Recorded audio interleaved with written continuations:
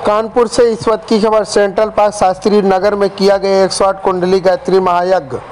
रामचंद्र गुप्ता ने बताया कि सेंट्रल पार्क में 108 कुंडली गायत्री महायज्ञ का शुभ आरंभ 16 नवंबर से 20 नवंबर तक रहेगा।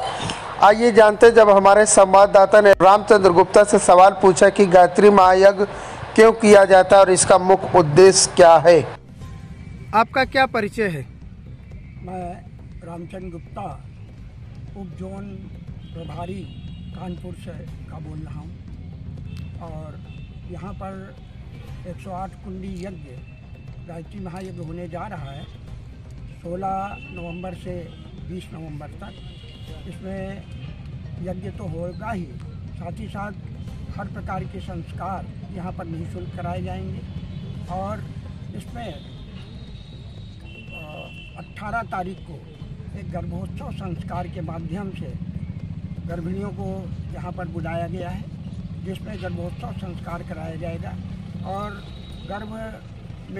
गर्भोत्सव संस्कार के माध्यम से आदरणीय डॉक्टर अमरनाथ सारस्वत एवं संगीता सारस्वत जी उसके वैज्ञानिक पहलू को बताएंगे और उसमें ये भी बताएंगे कि जैसा हम बच्चा चाहें वैसा प्राप्त कर सकते हैं। तो इस प्रकार से विविध संस्कारों का जो वैज्ञानिक प्रतिपादन है परम पूज्य गुरुदेव पंडित श्री राम शर्मा आचार्य जी के माध्यम से ये सब उनको समझाएंगे। 108 कुंडली गायत्री महायज्ञ का उद्देश्य क्या है कराने का? इसका उद्देश्य जन जन में देवत्व जगाना है। आज आप देख रहे हैं यहाँ एक और प्रदूषण, भयंकर प्रदूषण व्याप्त है, वहीं मनुष्य के विचारों में भी निगेटिविटी बहुत भर गई है, जिसके कारण वो जघन्य अपराध करने पर आतुर है और विभिन्न प्रकार के ऐसे कार्य कर रहा है जो मानवीय गुणों को अपमानित करता है, उसको शोभा नहीं देता है। हम ये चाहते हैं कि उसके अंदर देवत्व का जगह हो, पॉजिटिव चिंतन रखे और समाज के प्रति, अपने परिवार के प्रति अपनी जिम्मेदारियों को पूरा करें। इस गायत्री महायज्ञ में आपके साथ कहाँ के लोग और कितने लोग अभी तक आपके संस्था में जुड़ चुके हैं? यह गायत्री महायज्ञ यद्यपि इस कानपुर महानगर का है, लेकिन आसपास के जो जिले हैं वहाँ से भी तमाम, इसमें 7 जिले हमारे विभिन्न जुड़े हुए हैं।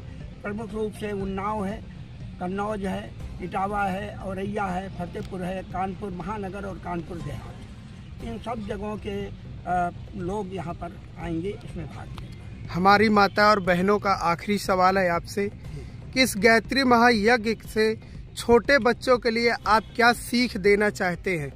हम छोटे बच्चों को यही सीख देना चाहते हैं कि मनुष्य का जीवन बड़ा अनमोल है और ये छोटे छोटे बच्चे अपनी माँ के प्रति प्यार रखते हुए, उनका आदर और सम्मान रखते हुए जो मानवीय गुण हैं वो अपनी माता के द्वारा सीखें और उनका अनुपालन करें ताकि उनका जीवन महान बन सके।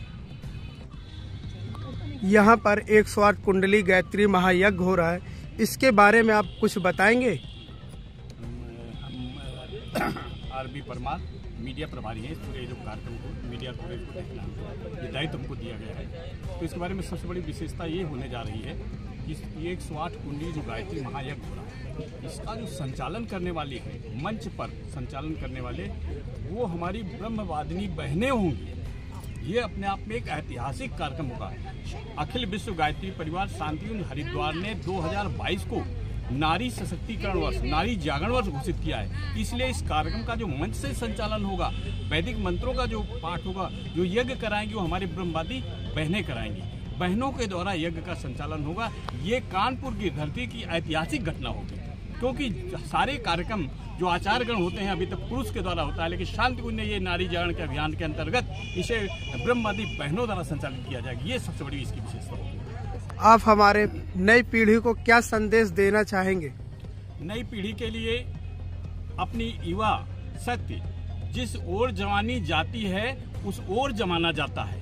जब युवा जहाँ जागृत हो जाता है वहाँ सारी क्रांतियाँ आ जाती हैं। जहाँ भी बड़े बड़े काम होते हैं युवा शक्ति के द्वारा ही किए जाते हैं। युवाओं में बड़ा जोश होता है, थोड़ी होश की आवश्यकता होती है, वही केवल संघर्ष कर पाते हैं और निर्माण का बड़ा कार्य कर पाते हैं।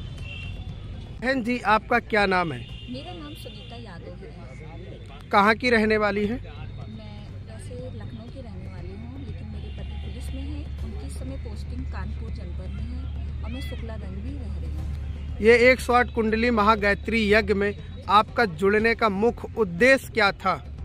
मेरा उद्देश्य गुरुजी मुझे स्वयं ही खींच कर लाए हैं। मैं इस मंदिर कुछ नहीं जानती थी मैं, मतलब यहाँ तो हम एक तरह से परदेसी ही हैं। पुलिस वाले अक्सर जगह जगह जनपदों में जाते हैं। मेरी इतनी समस्या थी हम बता नहीं सकते भाई साहब। 3-3 दिनों तक पड़े रहते थे, लेकिन ऐसी विपत्ति आई कि मंदिर में आके ही मैं गिर जाती थी, बेहोश हो जाती थी।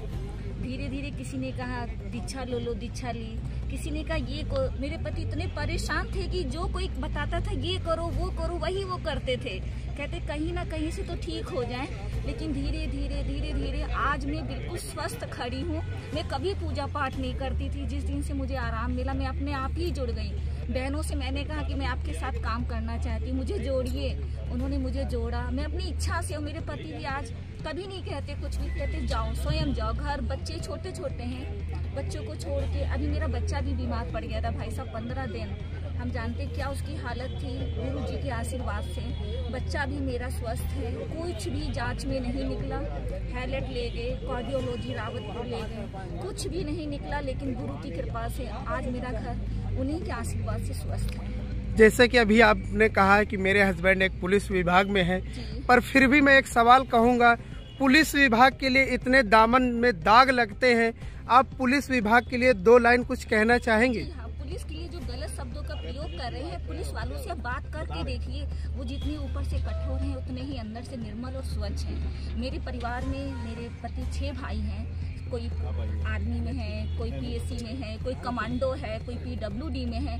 किसी में लौंग इलायची तक का ही नशा नहीं है, ना कोई गाली गलौज घर में। लगता ही नहीं उनको देख के कि पुलिस डिपार्टमेंट है। शुद्ध शाकाहारी मेरे घर का माहौल। मेरे यहाँ काली माँ की पूजा होती है, सासू माँ की कृपा से। कोई घर में नशा पानी नहीं, कोई गाली गलौज। आप उनको देख लेंगे तो वो बोलेंगे ही नहीं। बिल्कुल उनकी वर्दी देखकर ही आप पहचानेंगे कि पुलिस डिपार्टमेंट है। मतलब बहुत, हम तो तब भी कुछ बोल लेते, वो बिल्कुल भी नहीं बोलते हैं। बहुत ये बस है कि आप उनसे लगता है कि पुलिस वाले कड़क हैं, तो थोड़ा आप लोग नजदीक जाके उनसे 2 शब्द बोल कर तो देखिए। सारे पुलिस वाले हम ही लोगों की तरह हैं। यदि वो कड़क नहीं रहेंगे तो समाज स्वच्छ कैसे बनेगा? कड़क भी उनको दिखाना ही पड़ेगा।